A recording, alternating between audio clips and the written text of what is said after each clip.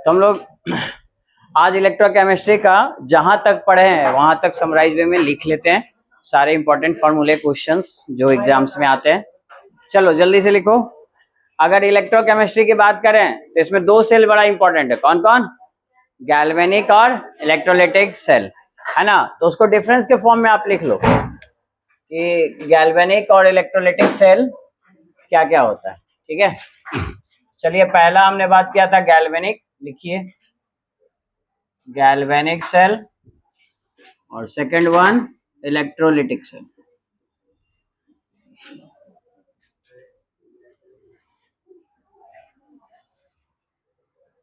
ठीक है, अब कुछ बातें जानते हो गैल्वेनिक सेल के बारे में, जैसे ये क्या करता है जी? हाँ, केमिकल को किसमें चेंज करता है? इलेक्ट्रिकल में। और खुद से करता है कि कोई एनर्जी लगानी पड़ती है? तो ये स्पॉन्टेनियस रिएक्शन होगा। ठीक है, और इसमें क्या होगा? एक्सटर्नल एनर्जी लगाते हैं, जैसे कि मोबाइल का बैटरी चार्ज करना है तो उसको क्या करते हैं? पावर प्लग से जोड़ते हैं, एक्सटर्नल एनर्जी लगाते हैं, यानी ये कैसा रिएक्शन होगा? Non spontaneous. एनोड कैथोड का बताओ, इसमें एनोड क्या होता है और इसमें एनोड क्या होता है? एनोड। और कैथोड, और इसमें उल्टा होगा उसका, एनोड क्या होगा और कैथोड नेगेटिव। लिखो इसको। बताइए इसमें क्या होता है? कौन सी एनर्जी किसमें चेंज होती है?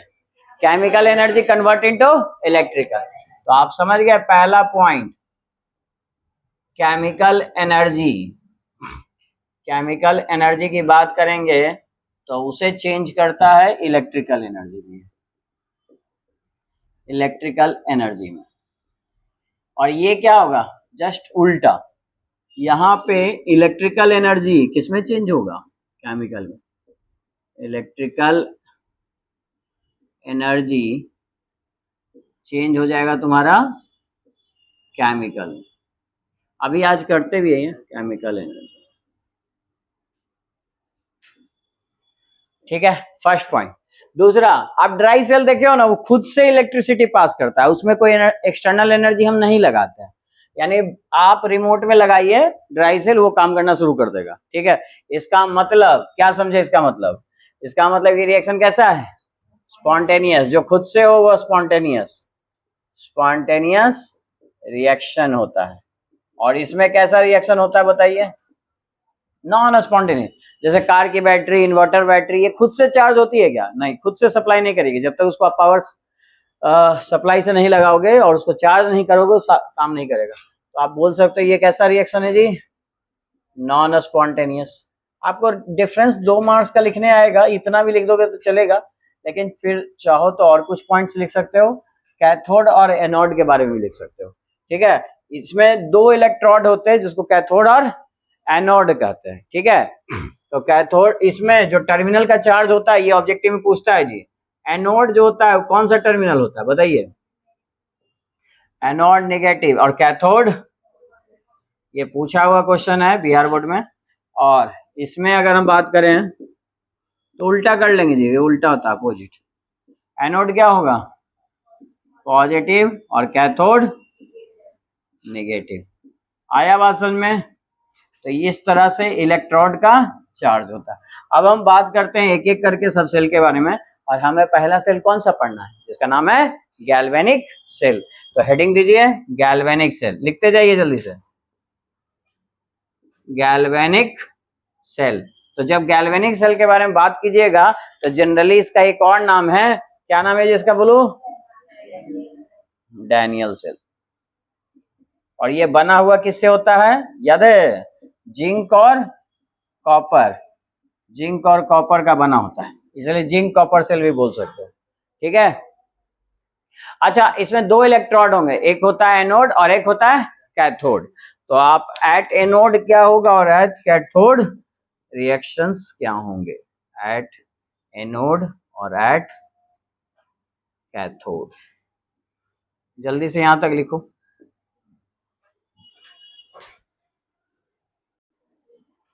हाँ, तो एनोड पे आप जानते हो कि इलेक्ट्रॉन का क्या होगा?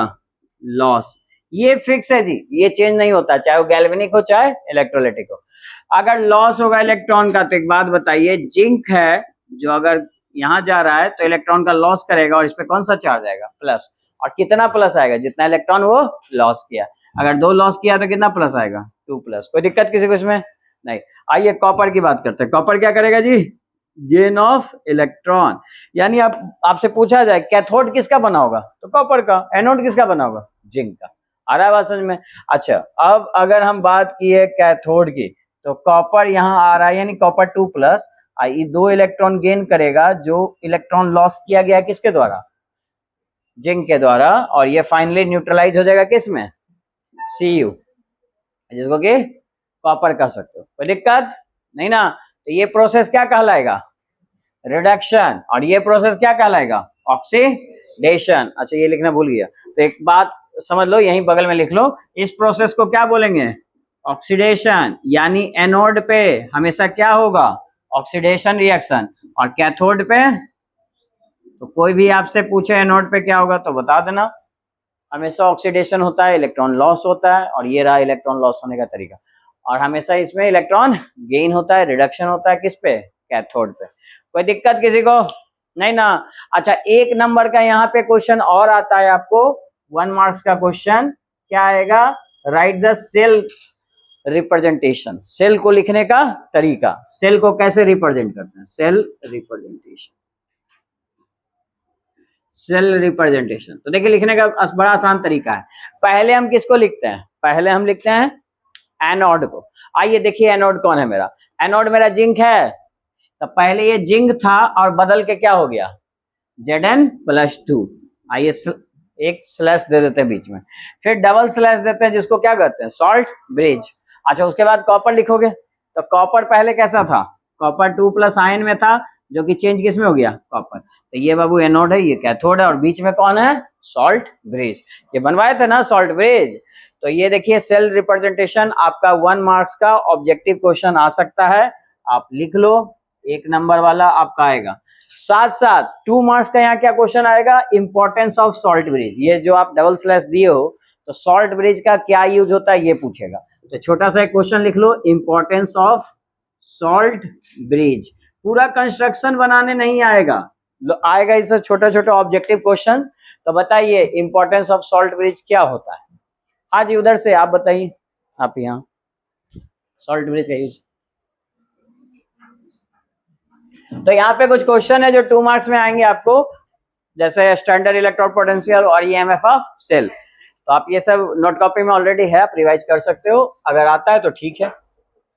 नेक्स्ट बात करते हैं, नेक्स्ट क्या है जी, इंपॉर्टेंस ऑफ इलेक्ट्रोकेमिकल सीरीज। लिखिए इंपॉर्टेंस ऑफ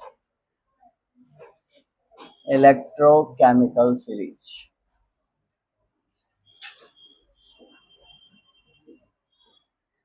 सुनिए इसमें पहला जो इंपॉर्टेंस हम बता रहे हो बहुत ही ज्यादा इंपॉर्टेंट है, उससे हर साल लगभग क्वेश्चन पूछा है, ऑब्जेक्टिव में आपका पूछा है, बोर्ड में पूछा है, नीट जेईई सब में पूछा है, बहुत सारे क्वेश्चन हमने किए हैं इस पे। सिंपल सा है, इसके वैल्यू के अकॉर्डिंग आप बता सकते हो।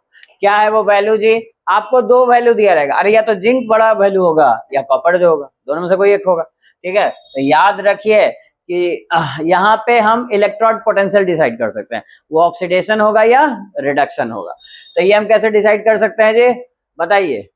जिसका वैल्यू बिगर होगा वो कौन सा एजेंट होगा, ऑक्सीडाइजिंग एजेंट या रिड्यूसिंग एजेंट। मैं बोल रहा हूं बिगर वैल्यू, आप बिगर वैल्यू को पॉजिटिव वैल्यू भी बोल सकते हो, चलो बिगर ही लिखो। जिस आपको 2 वैल्यू दिया रहेगा, या तो ये बड़ा होगा ये बड़ा होगा, 2 तो देगा ही, और एक है स्मॉलर वैल्यू, स्मॉलर वैल्यू। तो देखिए जिसकी वैल्यू बिगर वो कौन सा एजेंट होगा बोलो, ऑक्सीडाइजिंग एजेंट, और जिसकी वैल्यू स्मॉलर वो रिड्यूसिंग एजेंट।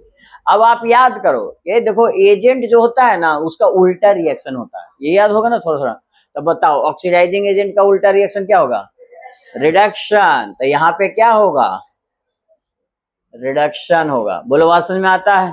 और इस पे क्या होगा, ऑक्सीडेशन। तो अब तुमसे पूछेगा, तुम वैल्यू देख लेना बिगर किसकी है, हम बता देते हैं। सुनिए कॉपर का वैल्यू ये होता है और जिंक का वैल्यू -0.76। बोलो बड़ा कौन, कॉपर। तो कॉपर जाएगा कहाँ, कॉपर जाएगा ऑक्सीडाइजिंग एजेंट की तरह बिहेव करेगा, यानी कि रिडक्शन होगा, और अगर रिडक्शन होगा तो वो इलेक्ट्रोड कौन होगा, कैथोड या एनोड, कैथोड। अब समझ में आ रहा है बात। कैथोड जो है, कहाँ गया जी कैथोड, हाँ, कैथोड जो है हमेशा बिगर वैल्यू होगी, क्योंकि तो ये बिहेव करेगा एज अ कैथोड, और ये कैसे बिहेव करेगा बोलो, as a anode, act as anode. बाकी loss of electron gain of electron वहां लिखा हुआ है, ये तो आपको समझ में आता ही है, ऑक्सीडेशन का मतलब लॉस ऑफ इलेक्ट्रॉन। लेकिन आप तो इलेक्ट्रॉन का चक्कर ही छोड़ दो, सीधा आप निकाल सकते हो, आप उसका एजेंट बता सकते हो, आप उसका रिडक्शन बता सकते हो, आप उसका इलेक्ट्रोड बता सकते हो कि कैथोड पे जाएगा या एनोड पे जाएगा। इसके अलावा और क्या बता सकते हो, ऑक्सीडाइजिंग एजेंट बोले बाबू, या ऑक्सीडाइजिंग पावर बोले, या ऑक्सीडाइजिंग नेचर बोले, ये तीनों नाम से लोग पूछता है, ठीक है। तो अलग अलग नहीं है, सब सेम है, ध्यान रहे, रिड्यूसिंग पावर, ठीक है। और आपको पता है कैथोड पे हमेशा क्या होता है जी, इलेक्ट्रॉन का रिडक्शन मतलब गेन ऑफ इलेक्ट्रॉन। अच्छा, इस पे क्या होगा, लॉस ऑफ इलेक्ट्रॉन। अच्छा, इसके आधार पे और क्या आंसर कर सकते हो, देखो यहाँ इतना गारंटी के साथ बोल रहा हूँ इससे क्वेश्चन आएगा, इसका मतलब है कि इससे 5-6 तरह के क्वेश्चन बन सकते हैं। एजेंट कौन सा होगा, पहले ये पूछ लेगा, ऑक्सीडाइजिंग रिड्यूसिंग एजेंट, पावर कौन सा, कौन एनोड कौन कैथोड, ये पूछ सकता है। एक और क्वेश्चन पूछ सकता है, कौन ज्यादा रिएक्टिव होगा, which one is more reactive, zinc की कॉपर। तो देखो सिंपल सी बात है कि जो आसानी से लॉस करे उसकी रिएक्टिविटी ज्यादा मानते हैं एज कम्पेयर टू जो गेन करता है, ठीक है। तो मोर रिएक्टिव कौन, जिंक। ऐसे भी तुम जानते हो जिंक कॉपर में कौन ज्यादा रिएक्टिव होता है, जिंक होता है, आपको पता ही है। तो जो भी एनोड पे जाएगा वो आपका कंसीडर किया जाएगा मोर रिएक्टिव। तो और ये कैसा होगा जी, लेस रिएक्टिव। यानी तुम समझे, क्या समझे, कि जिसकी वैल्यू बड़ी वो रिएक्टिविटी इसकी कम, और जिसकी वैल्यू स्मॉलर उसकी रिएक्टिविटी ज्यादा। आप देखोगे सोडियम वगैरह का ना निगेटिव -2.3 वोल्ट होता है, ये सब तो बहुत ज्यादा रिएक्टिव होता है। सोडियम, लिथियम का तो और ज्यादा था, -3 इतना मैक्सिमम है। ये सब की रिएक्टिविटी बहुत ही ज्यादा होती है, क्योंकि सब मेटल है, आप जानते हो, जल्दी आसानी से लॉस करता है इलेक्ट्रॉन। तो ये पहला वाला जो ऑप्शन है, इससे बहुत सारे क्वेश्चन आए हैं, आप लिख लो, ये पूरा इंपॉर्टेंट है आपके लिए। इसमें एक और दूसरी बात क्या है, इस पे तो बहुत सारे क्वेश्चन रहेंगे ही, आप देख लेना, आपके क्वेश्चन बैंक में बहुत सारे करवाए हैं, हर एग्जाम में से क्वेश्चन पूछा है। उसके अलावा इसमें ईएमएफ ऑफ सेल भी निकाल सकते हैं, जिसको हम बोल रहे हैं ना स्टैंडर्ड ई सेल। ये वैल्यू कैसे निकालते हैं भाई, तो ये कैथोड माइनस एनोड। अब हम डिसाइड नहीं करेंगे कौन कैथोड या कौन एनोड, हमको वैल्यू दिया रहेगा ना, उससे हम लोग आसानी से पहचान लेंगे। तो बताओ कैथोड का वैल्यू, तो आप इसे नहीं पहचान लोगे कि जिसका वैल्यू बिगर वो कौन, और जिसका वैल्यू स्मॉलर वो कौन, एनोड। तो ये शॉर्ट ट्रिक है, इसकी मदद से आप आसानी से पहचान सकते हो और किसी भी सेल का इन आउट ऑफ सेल निकाल सकते हो। जैसे एक एग्जांपल के लिए अभी करें, अभी हमको आपको जिंक और कॉपर का लिखाए थे ना जी। तो जिंक कॉपर का अगर करें इन आउट ऑफ सेल की वैल्यू, तो बताओ बिगर वैल्यू कौन, क्या जिंक या कॉपर, बोलो जल्दी से। कॉपर, कॉपर की वैल्यू कितनी थी 0.34 माइनस, और जिंक की वैल्यू कितनी रहेगी, दी रहेगी क्वेश्चन में, ये सबको जोड़ेंगे ना तो 1.10 वोल्ट। यानी आप समझे कि डैनियल वोल्टेज, डैनियल सेल का ई नॉट ऑफ सेल वोल्टेज कितना आता है जी, 1.10 वोल्ट। ऐसे भी जानते हो हर सेल आपका 1 से 1.5 के बीच में ही रहता है, ड्राई सेल जो खरीदते हो सब वो इतना ही रहता है जी, 1.2, कोई 1.3, कोई 1.5, 1.5 से ज्यादा नहीं रहेगा, या 1 से कम भी नहीं रहेगा। आया बात समझ में, तो जितना होगा सब सेल वोल्टेज इतना ही रहेगा, और ये आप आसानी से निकाल सकते हो कौन कैथोड पे कौन एनोड पे, वैल्यू को देख के बता सकते हो। साथ में उसका एक्सटर्नल वोल्टेज वो कितना सप्लाई करेगा ये भी बता सकते हो। ये कब तक सप्लाई करेगा, जब तक कि इसका इंटरनल वोल्टेज इससे ज्यादा वोल्टेज एक्सटर्नली ना लगा दिया जाए। एक्सटर्नली लगा देंगे तो डायरेक्शन विल बी रिवर्स, उल्टा हो जाएगा, और flow of direction of current opposite हो जाएगा। ये भी क्वेश्चन पूछता है कि इलेक्ट्रॉन का फ्लो किधर होगा। अच्छा, एक एक करके बात करते हैं जी, इलेक्ट्रॉन का फ्लो किधर होना चाहिए, आप बताओ कहाँ गया, गैल्वेनिक सेल। गैल्वेनिक सेल में देखो एनोड नेगेटिव है, तो नेगेटिव से पॉजिटिव जाएगा तो इलेक्ट्रॉन इधर से इधर फ्लो होगा, लेकिन करंट किधर से किधर होगा, कैथोड टू एनोड। ये कब तक, लेकिन अगर पूछता है आपसे कि अगर वोल्टेज 1.10 वोल्ट से हम ज्यादा लगा दे आपको वो ये वोल्टेज नहीं देगा, बोलेगा एक्सटर्नल वोल्टेज से हम ज्यादा लगा दें, एक्सटर्नल वोल्टेज इंटरनल वोल्टेज से अगर ज्यादा लगा दें तो डायरेक्शन विल बी रिवर्स। तब उस केस में क्या होगा, एनोड टू कैथोड। और जब एनोड टू कैथोड काम करेगा ना, उल्टा हो जाएगा, तो वो सेल कौन हो जाएगा, इलेक्ट्रोलाइटिक सेल। तब सेल तुम्हारा चार्ज होगा, डिस्चार्ज नहीं होगा। ठीक है, अभी तो ये डिस्चार्ज हो रहा है ना जी, आप सेल को जो टॉर्च में लगा के यूज कर रहे हो, डिस्चार्ज हो रहा है कि चार्ज हो रहा है, डिस्चार्ज हो रहा है। लेकिन जैसे ही उल्टा हो जाएगा तो फिर वो क्या होने लगेगा, चार्ज। आपको मैं पता है, आप जो चार्जेबल बैटरी होता है ना, आप यही काम करते हो। जब आप उसको रिमोट में लगाए, कोई बहुत सारे बैटरी चार्जेबल होते हैं, ठीक है, तो चार्जेबल बैटरी में क्या करते हैं, उसको जब लगा दिए तो वो अपना पावर सप्लाई दे रहा है, वो डिस्चार्ज हो रहा है। अच्छा, वो कम्प्लीटली डिस्चार्ज हो गया, काम करना बंद, फिर आप उसको कहाँ लगाते हो, एक छोटा सा अडॉप्टर आता है उसमें लगा देते हो और उसको पावर सॉकेट से खोल लगा देते हो। तो पावर सॉकेट से क्या हो रहा है, एक्सटर्नल वोल्टेज आ रहा है जो कि उसको क्या कर रहा है, चार्ज कर रहा है। आ रहा है बात समझ में? तो डायरेक्शन रिवर्स हो गया, वही एग्जांपल है इलेक्ट्रोलाइटिक सेल का। क्लियर है ये बातें? ठीक है, तो डायरेक्शन ऑफ फ्लो पे भी, करंट पे क्वेश्चन आते हैं। तो यहां तक लिख लीजिए सब। पहले हम बात कर रहे हैं कौन सा सेल का जी, गैल्वेनिक सेल। तो गैल्वेनिक सेल के लिए बात कर रहे हैं, तो बताओ एक्सटर्नल वोल्टेज जो लगाए हो less than E naught of cell है। ई नॉट ऑफ सेल की वैल्यू कितना है, 1 पॉइंट। मान लो गैल्वेनिक सेल हम कॉपर जिंक वाला लिए हैं, ठीक है, इससे कम है, ई नॉट ऑफ सेल से कम है। तो बताओ किधर से किधर फ्लो होगा, आप ही बताओ। आप जानते हो ना, हाइयर पोटेंशियल से लोअर पोटेंशियल इन्हें करंट का फ्लो होता है जी। यानी कि पॉजिटिव कौन है, देखो कौन है पॉजिटिव, कैथोड। तो कैथोड से एनोड की तरफ होगा। तो लिख लो flow of current, flow of current from from कहां से कहां जी, cathode to anode, cathode to anode. ये बड़ा इंपॉर्टेंट क्वेश्चन है, बहुत बार पूछा है। ठीक है, अच्छा अब बताइए, मैं बोला एक्सटर्नल वोल्टेज या ई नॉट ऑफ सेल जीरो हो गया, ई नॉट ऑफ सेल जीरो हो गया, दोनों या दोनों बराबर हो गए। एक्सटर्नल वोल्टेज किसके बराबर हो गया, ई नॉट ऑफ सेल के, माने दोनों का वैल्यू इतना ही हो गया। तो बताओ किधर फ्लो होगा, नो फ्लो होगा। मतलब इस कंडीशन को क्या कहते हैं पता है ना, इक्विलिब्रियम। ये ऑब्जेक्टिव में पूछता है जी कि at equilibrium value of E naught of cell किसके बराबर हो जाएगा, एक्सटर्नल वोल्टेज के बराबर। चार ऑप्शन में दे देगा, external voltage, internal voltage, standard potential, कुछ भी ऐसे दे देगा, आप समझ जाइए। अच्छा अगर मान लो ये ज्यादा इंपॉर्टेंट है, ये आप लिख लीजिए इंपॉर्टेंट, ई एक्सटर्नल अगर ज्यादा हो गया किससे, ई नॉट ऑफ सेल से, तो direction of current will be reverse, है ना। तो लिख लो direction of current will be reverse. और चूंकि डायरेक्शन ऑफ करंट रिवर्स काम करने लगा, तो अब ये गैल्वेनिक सेल है या इलेक्ट्रोलाइटिक सेल। तो चार ऑप्शन में ये भी देगा कि if external voltage is greater than E naught of cell then direction of current, तो आप चार ऑप्शन में टिक कर देना। ठीक, इसके अलावा इट बिकम बिहेव लाइक चार सेल दे देगा, इलेक्ट्रोलाइटिक सेल, गैल्वेनिक सेल, है ना। और तो आप क्या लिखोगे इसमें, कौन सा सेल, इलेक्ट्रोलाइटिक सेल। तो ये आपका इलेक्ट्रोलाइटिक सेल होगा। ये दोनों तरीके से क्वेश्चन आपको पूछ सकता है, लिख लीजिए इलेक्ट्रोलाइटिक सेल।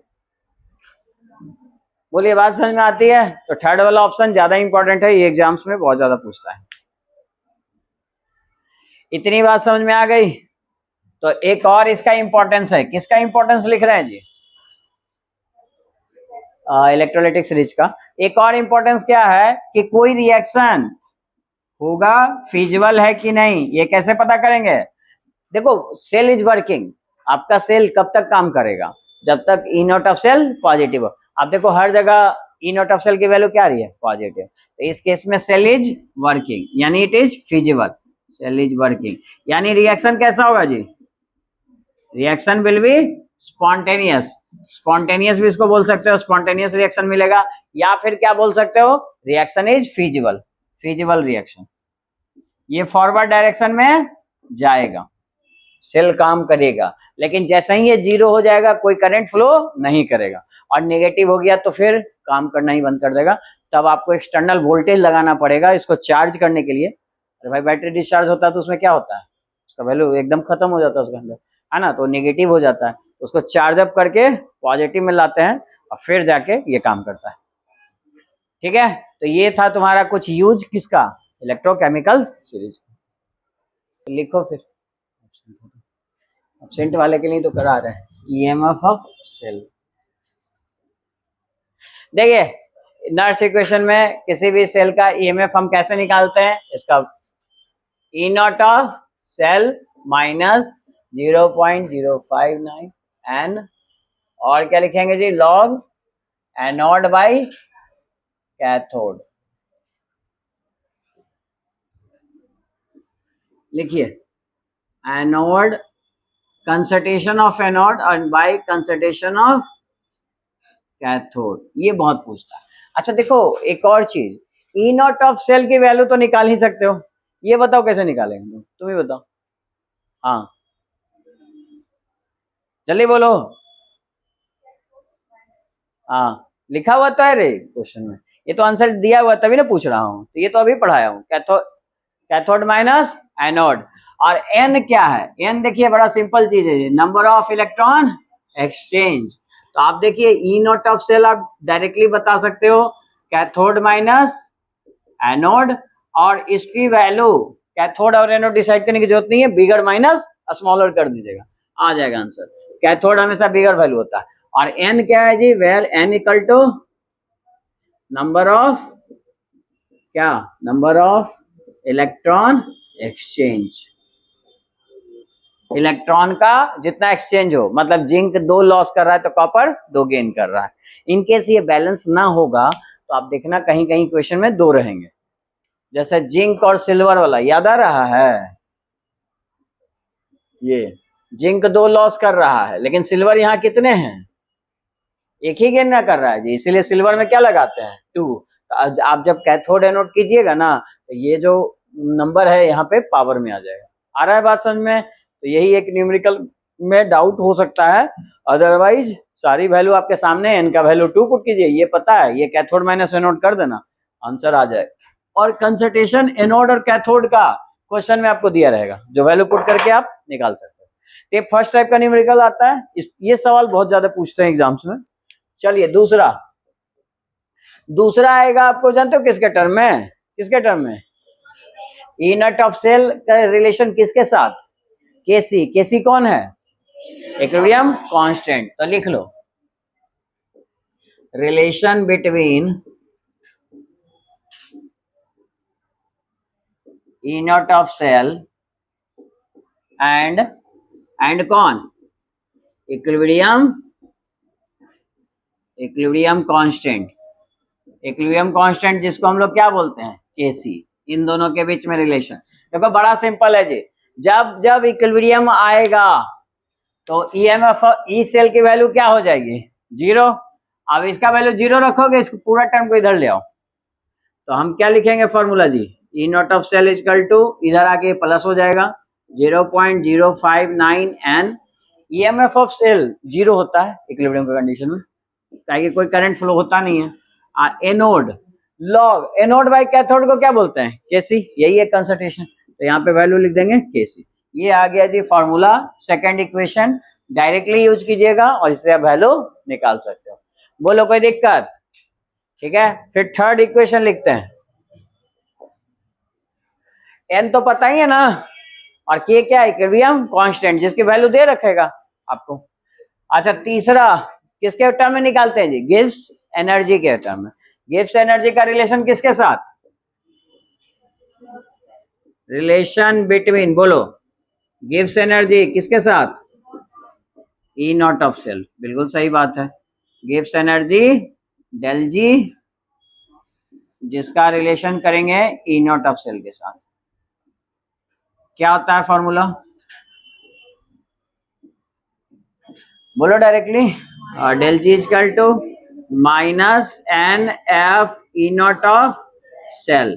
देखो ई नॉट ऑफ सेल तो तुमको पता है, कैथोड माइनस एनोड, एन का वैल्यू भी पता है, बोलो कौन, इलेक्ट्रॉन एक्सचेंज। अब फैराडे का वैल्यू ये रहा, हाँ इतना कूलम पुट कर दीजिएगा, ये क्वेश्चन बन जाएगा, बोलो कोई दिक्कत नहीं। और लास्ट इक्वेशन किसके बीच में रिलेशन, बोलो,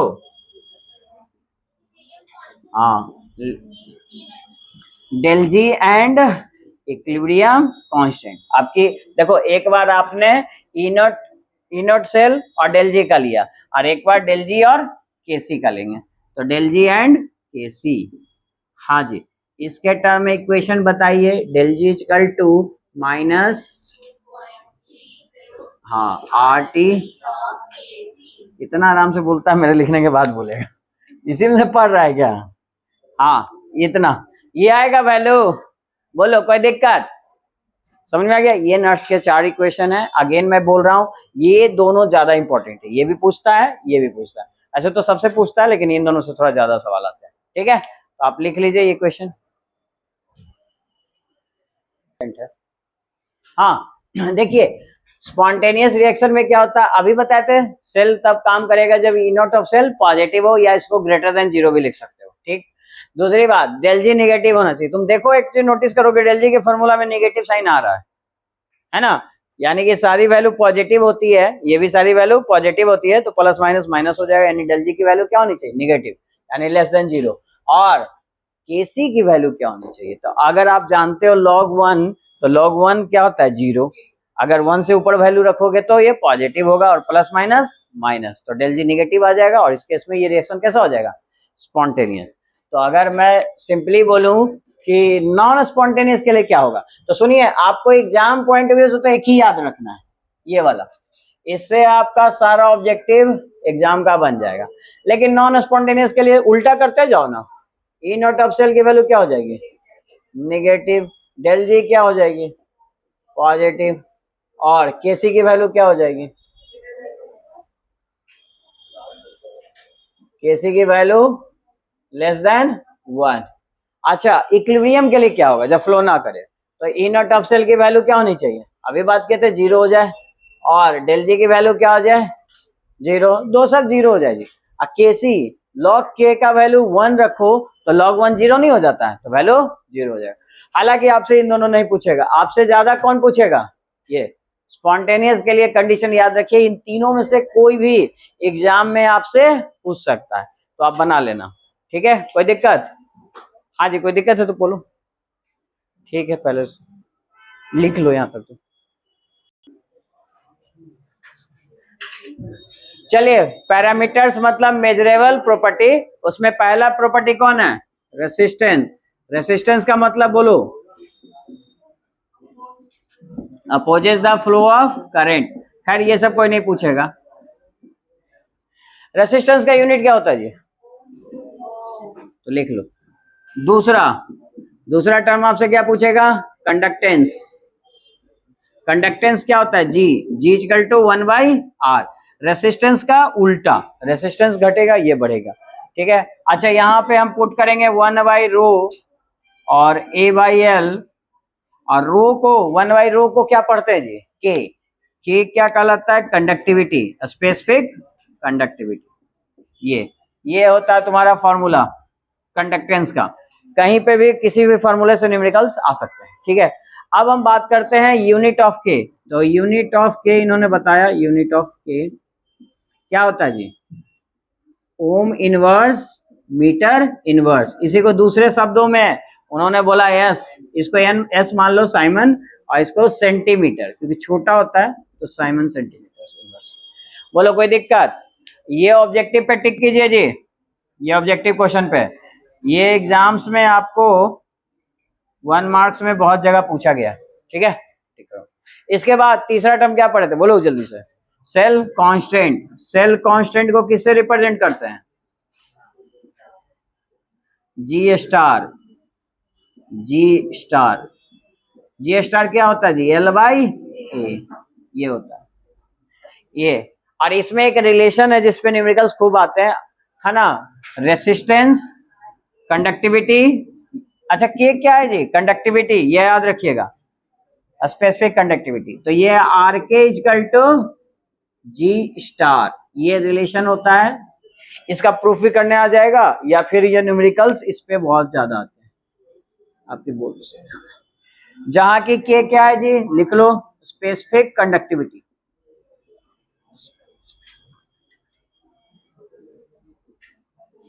बाकी सब लिखा हुआ है। जी स्टार क्या है जी? Cell constant. और आर तो आपको पता ही है, आर क्या है, आर रेसिस्टेंस है, ठीक है। कोई दिक्कत किसी को? यहाँ तो लिखा हुआ जी आर रेसिस्टेंस है, ठीक है।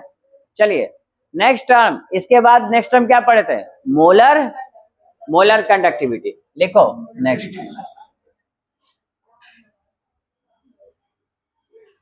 Molar conductivity. क्लास में अटेंटिव रहो, ध्यान से सुनो और देखा हुआ लिखा हुआ पढ़ो, तो आप गलत आंसर नहीं करोगे। आपसे उतना ही क्वेश्चन पूछता हूं जो बताया हूं, पढ़ाया हूं या बोर्ड पे लिखा हुआ है, इससे ज्यादा नहीं पूछता हूं, ठीक है। तो लिखो मोलर कंडक्टिविटी। हाँ जी, ये लड़की कितना बोलेगी रे, चलो बता इसका फॉर्मूला। के बाई सी इंटू के क्या है, हाँ यूनिट क्या होगा मोलर कंडक्टिविटी, पर मोल। ये यूनिट भी इंपॉर्टेंट है, बैठो ये ध्यान रखिएगा जी, ये भी ऑब्जेक्टिव में यूनिट्स पूछते हैं एग्जाम में, और ये फॉर्मूला पे आएंगे न्यूमेरिकल्स, ठीक है। तो यहां तक राइट डाउन कीजिए जल्दी से आप लोग सब फॉर्मूला। एक क्वेश्चन और आता है 2 मार्क्स में, लिखिए ये आपके बोर्ड में 2-3 बार पूछ चुका है, सीबीएसई बोर्ड में पूछा हुआ क्वेश्चन है। क्या पूछा है जी, डाइल्यूशन के साथ, डाइल्यूशन में तो समझते हो, एडिशन ऑफ वाटर। अगर वाटर ऐड करेंगे तो एक बात बताओ, सॉल्ट ऐसे भी आपको लग रहा है टूटेगा ही टूटेगा, आयंस ज्यादा मिलेंगे कि नहीं, तो फ्री आयंस ज्यादा मिलेंगे तो इलेक्ट्रिसिटी ज्यादा क्या होगी, मोलर कंडक्टिविटी बढ़ेगी। लेकिन स्पेसिफिक एरिया में अगर कंडक्टिविटी की बात करें तो स्पेसिफिक कंडक्टिविटी एक स्मॉल एरिया में होता है, तो स्मॉल एरिया में आयंस घट जाते हैं, इस कारण से ये घटता है। तो लिखो के किसकी बात कर रहे हैं जी, कंडक्टिविटी, स्पेसिफिक कंडक्टिविटी या कंडक्टिविटी, और ये लैम्डा एम किसकी बात कर रहे हैं, molar conductivity with dilution. Dilution के साथ इस पे क्या फर्क पड़ेगा,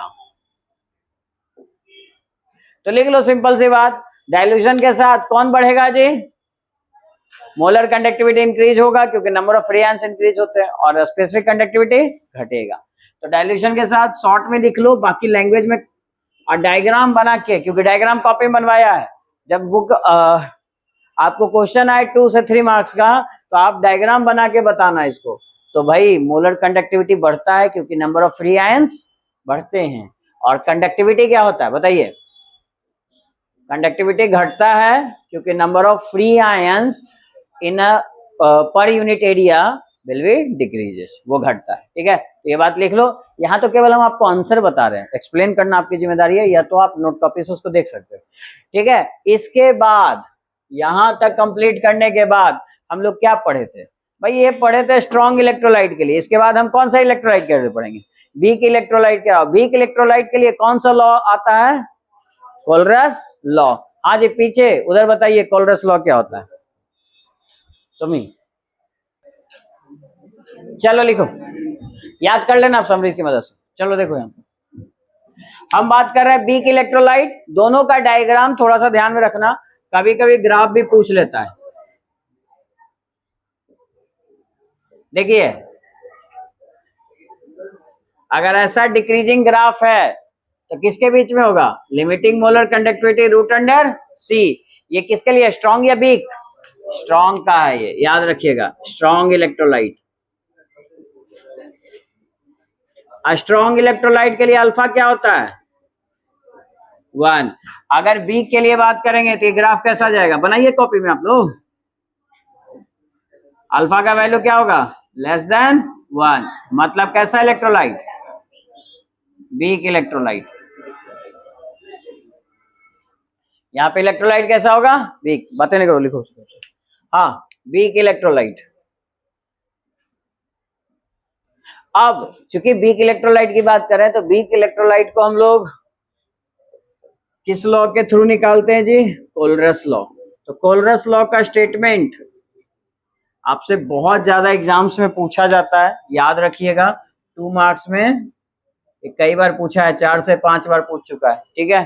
तो 2 मार्क्स में ये पूछ सकता है। ये सिंपल सा एक लॉ क्या बोलता है कि देखो वीक इलेक्ट्रोलाइट का आपको क्या निकालना है जी, इसमें वीक इलेक्ट्रोलाइट को ना मोलर कंडक्टिविटी ना कह के क्या पढ़ते हैं, limiting molar conductivity, limiting molar conductivity. तो लैम्डा नॉट लगा लेंगे, लिमिटिंग मोलर कंडक्टिविटी। और ये सिंपल सा केटायन और एनायन के सम के बराबर होता है। और सुनिए केटायन और एनायन की वैल्यू आपको दी हुई रहेगी, कहाँ क्वेश्चन में गिवन रहेगा, आप निकाल लीजिएगा, दोनों वैल्यू को सम कर दीजिएगा, ये आ जाएगा। आ रहा है बात समझ में? ठीक है। इसके बाद और क्या निकाल सकते हो इसमें, ये तो पहला चीज हो गया। आप दूसरा चीज निकाल सकते हो डिग्री ऑफ डिसोसिएशन, ये भी हमने पढ़ा था। तो डिग्री ऑफ डिसोसिएशन बोलो, जिसको हम बोलते हैं अल्फा, डिग्री ऑफ डिसोसिएशन यानी अल्फा। अल्फा की वैल्यू क्या होगा जी, किसका रेशियो होता है, molar conductivity divided by limiting molar conductivity. देखिए एग्जाम में ना ये सब डिफिनेशन भी पूछ सकता है कि what is degree of dissociation. तो सिंपल सी बात है, it is the ratio of molar conductivity to the limiting molar conductivity.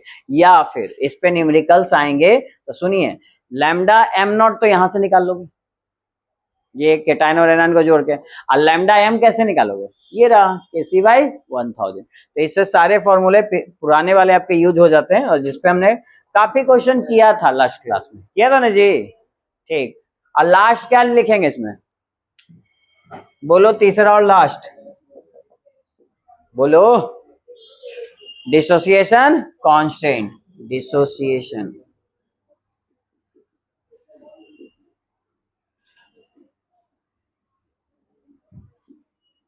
Dissociation constant यानी के ए। क्या होता है जी वैल्यू इसकी, बोलिए, C alpha square 1 minus alpha, ये है फॉर्मूला। जहां की अल्फा क्या है, बोलो अल्फा क्या है, डिग्री ऑफ डिसोसिएशन, जिसकी वैल्यू ऐसे निकाल सकते हो lambda m by lambda m naught. और सी क्या है, कंसंट्रेशन, ये वैल्यू आपको क्वेश्चन में दिया रहेगा कंसंट्रेशन का। जनरली कंसंट्रेशन को एक और नाम बोलते हैं, क्या बोलते हैं जी, बोलो मोलैरिटी। तो लास्ट क्लास तक हम लोग यहीं तक ना पढ़े थे जी, जहां पे आपने गैल्वेनिक सेल का टॉपिक कंप्लीट किया, नर्स इक्वेशन कंप्लीट किया, इलेक्ट्रोकेमिकल सीरीज का इंपॉर्टेंस कंप्लीट किया, और साथ साथ पैरामीटर्स पढ़े, किसके पैरामीटर्स, इलेक्ट्रिकल पैरामीटर्स, और उसमें वीक इलेक्ट्रोलाइट और स्ट्रॉन्ग इलेक्ट्रोलाइट साथ साथ मेंशन करते गए। ये क्वेश्चन 2 मार्क्स का आ सकता है, ये भी आपको लिखने में कभी कभी आ जाता है, डिग्री ऑफ डिसोसिएशन क्या है, तो ये भी 2 मार्क्स में आ सकता है। लेकिन ज्यादा इंपॉर्टेंट होता है ये आना, और लिमिटिंग मोलर कंडक्टिविटी का डिफिनेशन भी पूछ सकता है। ये सब आपका 2 मार्क्स का क्वेश्चन है जो बोर्ड में डायरेक्ट आएगा। बोलिए यहां तक कोई दिक्कत नहीं ना। अब आपका मात्र एक सेल बचा है, वो कौन है, इलेक्ट्रोलाइटिक सेल। ठीक है, तो यहां तक लिख लो पहले।